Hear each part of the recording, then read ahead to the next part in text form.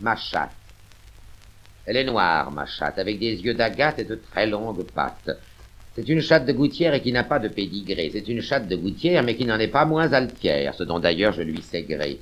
Or, n'étant pas chatte de race, n'ayant pas du sang des Bragances, d'où lui viennent cette élégance et cette allure et cette grâce, et ces façons d'impératrice ou de reine de Tasmanie? Est-ce artifice, est-ce manie? Je ne crois pas. Non, cela vient de la cadence de son pas qu'elle sait mettre en harmonie avec la longueur de ses pattes. Cette cadence a fait de sa démarche une espèce de danse, inattendue et délicate, démarche un peu d'un acrobate, qui se croirait toujours sur la corde tendue. Quant à son caractère, là nous entrons dans le mystère. Le goût du risque avec un instinct très prudent, tout à la fois peureuse et brave, un caractère en somme assez indépendant, mais la nature d'une esclave. Combinaison qui compromet son équilibre et déconcerte sa raison. Elle consent d'être en prison, mais voudrait faire croire au geôlier qu'elle est libre. C'est ce côté captivité qui l'insupporte et qui la porte à regarder souvent la porte avec énervement quand elle est bien fermée. Oui, quand la porte est bien fermée, elle offrirait alors, mon Dieu, tout l'or qu'elle a dans ses beaux yeux pour s'en aller se promener. Mais quand la porte est grande ouverte, elle est ouverte en pure perte, et vous pouvez bien la fermer.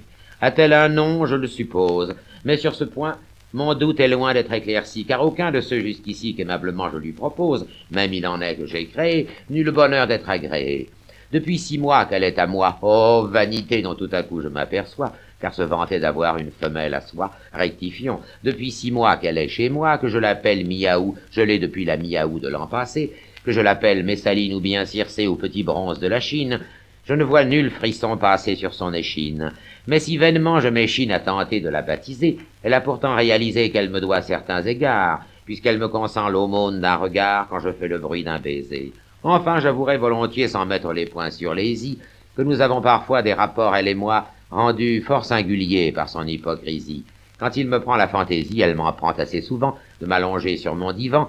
Tout aussitôt je la vois poindre, elle marche à pas de velours, et fait un assez long détour pour venir enfin me rejoindre. C'est elle que je sais qu'elle s'y prend ainsi, elle dira que non, moi je prétends que si. Quoi qu'il en soit, toujours suivant l'ordre et la marche du programme, elle s'applique à ne peser que quelques grammes en parvenant sur le divan.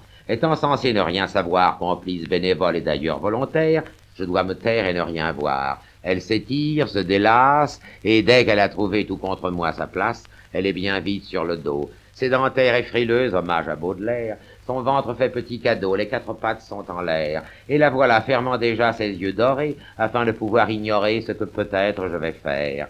Son rêve est en effet d'y rester tout à fait étrangère. La comédie est commencée. Je la caresse, elle se laisse caresser, son corps ondule et se prélasse, mais nonobstant ce qui se passe, elle dit n'être là que pour se délasser.